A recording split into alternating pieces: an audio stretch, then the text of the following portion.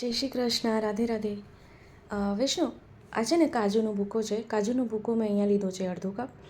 આદું અને મરચાંની આ પેસ્ટ છે 1 ચમચી લીધી છે. મૂરા મરચાં લેવાના, સિંધાલું, અને એને આવી રીતે સરખી રીતે આમ આપણે મસળી લઈએ.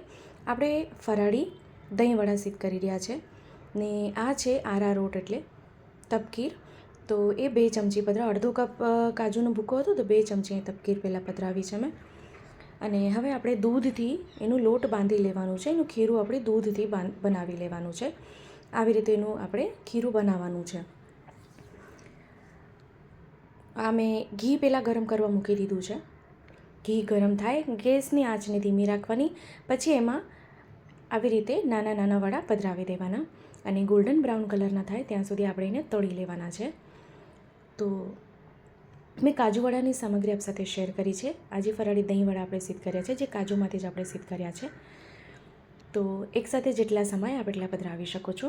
અને હા, એક ધ્યાન રાખવાનું, કાળજી, કારણ કે જ્યારે આપણે પધરાવશું ત્યારે તરત જ નહીં ફેરવી દેવાનું, નહીં તો કારણ કે એકદમ સોફ્ટ હોય છે તો એનો ભૂકો થવા માંડશે. એ ધ્યાન રાખવાનું.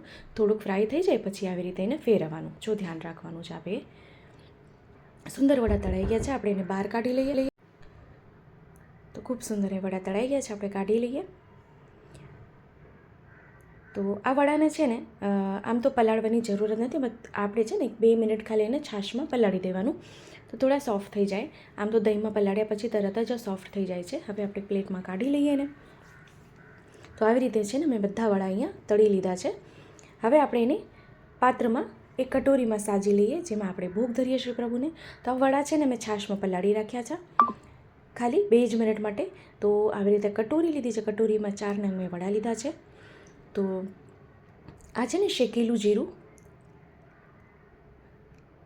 અને આ સંચળ.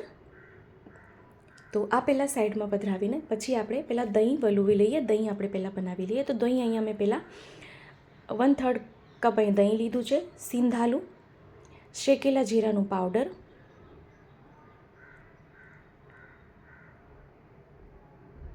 અને ખાંડ અહીંયા પધરાવીને આને સરખી રીતે વલોવી લેવાનું છે, એટલે ફેંટી લેવાનું છે, ફીણી લેવાનું છે સરખું, એકરસ થઈ જાય એવી રીતે. પછી આપણે જે વડા પાત્રમાં સાજ્યા છે એમાં આપણે એ દહીં ઉપરથી સાજી દઈએ.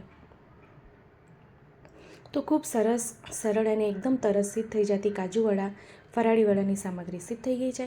આ બી આ સામગ્રી સિદ્ધ કરજો, શ્રી પ્રભુને ધરાવજો અને કમેન્ટ કરીને ચોક્કસથી જણાવજો કે વિડીયો કેવો લાગ્યો છે. ઉપરથી ફરીથી આપણે જે શેકેલું જીરું રાખ્યું છે એનાથી આપણે ઉપરથી સાજી દઈએ.